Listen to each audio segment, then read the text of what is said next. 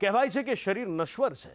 જે માનવી બનીને આવ્યો છે એક દિવસ જતો રહેવાનો છે, પણ જેનું જીવન પોતાના કરતાં બીજાની ખુશી માટે વધારે કામ લાગ્યું હોય, એ વ્યક્તિની જ્યારે ચીર વિદાય થાય, એ વ્યક્તિ જ્યારે હંમેશા માટે અલવિદા કહીને જાય, તો એનું દુઃખ થવું એ માનવીની પ્રકૃતિ છે.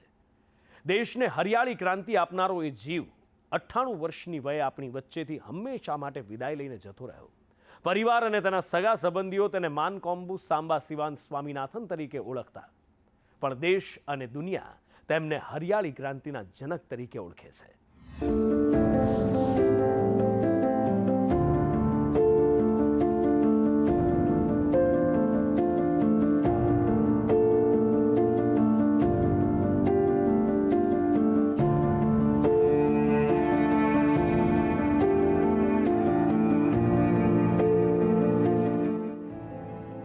વધુ એક હસતો ચહેરો આજે મુરઝાઈ ગયો.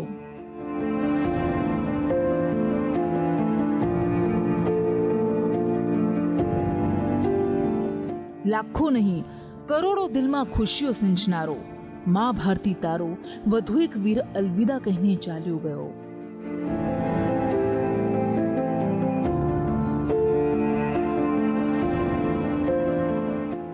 MS સ્વામીનાથન આ કોઈ વ્યક્તિ નહીં, પરંતુ એ વિચાર હતો જેને કૃષિ પ્રધાન દેશની દિશા અને દશા બદલી નાખી. તેમના સાહસથી ભારતની ભૂમિ પર હરિયાળી ક્રાંતિ સંભવ બની. તેમના એક સંશોધનથી દેશના લાખો ખેડૂતોની કાયાપલટ થઈ ગઈ. 7 ઓગસ્ટ 1925ના રોજ જન્મેલો ભારતની હરિત ક્રાંતિનો હીરો જ્યારે આપણી વચ્ચેથી અચાનક જતો રહે, ત્યારે તેનું દુઃખ ન માત્ર તેના પરિવાર પરંતુ દેશના લાખો પરિવારને થવું સ્વાભાવિક છે. અને આવું જ અત્યારે જોવા મળી રહ્યું છે. ગુરુવારનો સૂરજ ઉગ્યા બાદ જ્યારે સવારે સ્વામીનાથનની દીકરી સૌમ્યાએ તેમના મૃત્યુના સમાચાર આપ્યા, તો દેશનું દિલ ગમથી ભરાઈ ગયું. Very sorry to inform you that my father, Professor MS Swaminathan, passed away this morning at 11:20 a.m.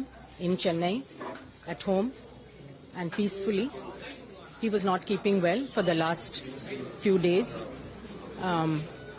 but his end came very peacefully this morning. Till the end, he was committed to farmers' welfare and to the happiness and the upliftment of the poorest in society. And on behalf of the family, I would like to thank everyone who has expressed their wishes. And I hope that the three of us, 3 daughters, will continue the legacy that my father and my mother, Mrs. Meena Swaminathan, had shown us. એટલું જ નહીં, સૌમ્યાએ પિતાની સફળતા પર ખુશી વ્યક્ત કરતા કહ્યું, Few people to recognize very early on that women are neglected in agriculture, whether it is policies, whether it is teaching in agricultural universities, whether it is a recognition of the work that they do in the fields. And therefore, my father had taken a lot of initiatives actually to promote women's empowerment in the work of the foundation, of the MS Swaminathan Research Foundation, but also his ideas have led to programs like the Mahila Sasashtikaran Yojana, which is basically meant for support and empowerment of women farmers. So women, and when he was member of the Planning Commission, he was a member of the 6th Planning Commission. For the first time, there was a chapter on gender that was included and a chapter on environment.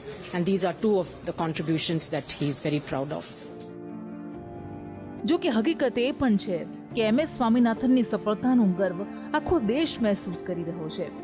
એમ કે જો ભારતની ભૂમિ પર MS Swaminathan જેવો વીર ન જન્મ્યો હોત, તો કદાચ આજે પણ ભારતના ખેતરોનો લીલો રંગ ફીકો હોત.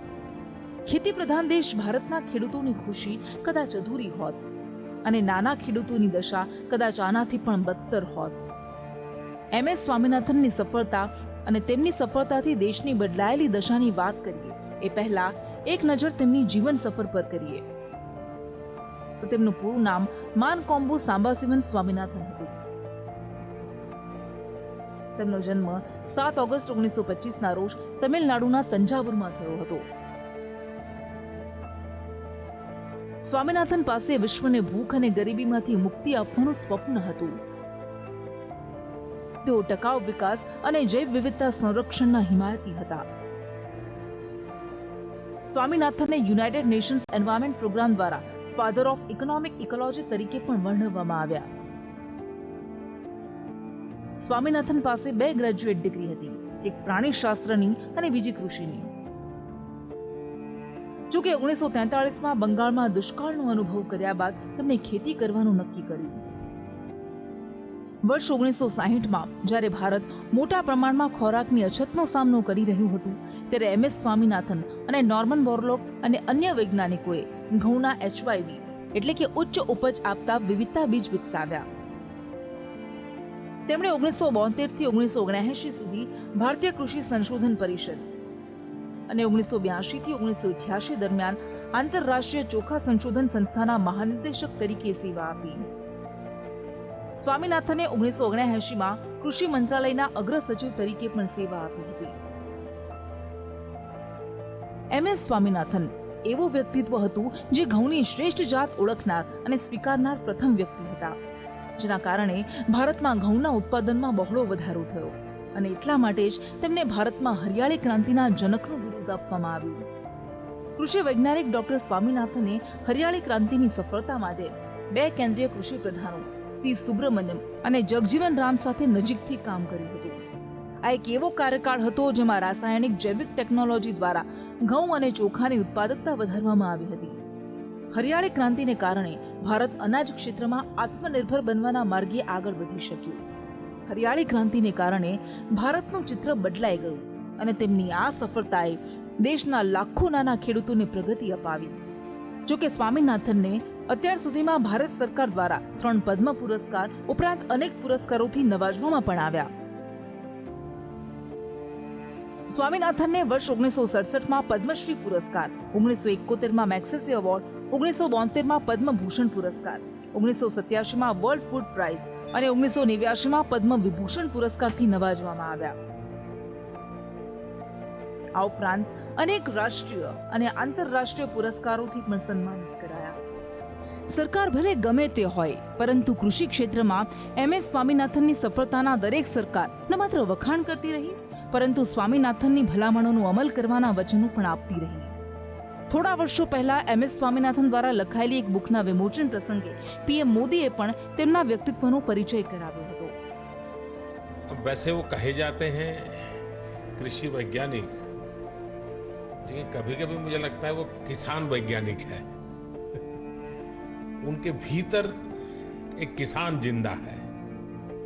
सिर्फ लेबोरेटरी वाला कृषि प्रोडक्शन क्वालिटी, इससे ज़्यादा उनके जो पेपर्स वगैरह देखें तो भारतीय संदर्भ में है, भारत की कृषि के संदर्भ में है, भारत के किसान केंद्रीय है. ये जब चीज़ें आती हैं तो वो बहुत रिलेवेंट हो जाती हैं.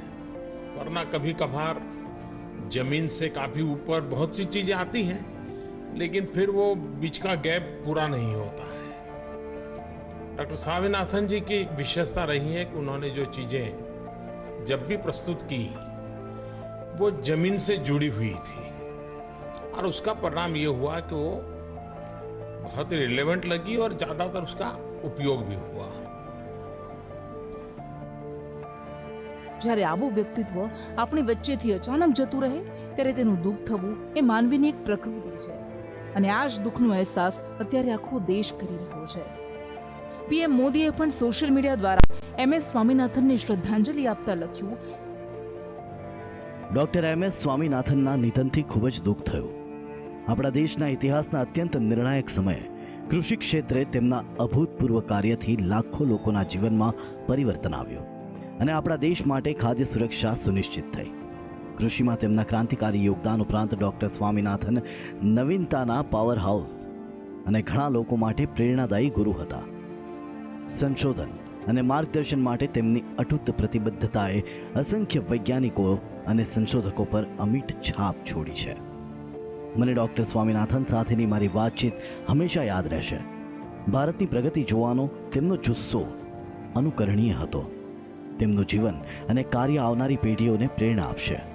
તેમના પરિવાર અને ચાહકો પ્રત્યે સંવેદના. ઓમ શાંતિ.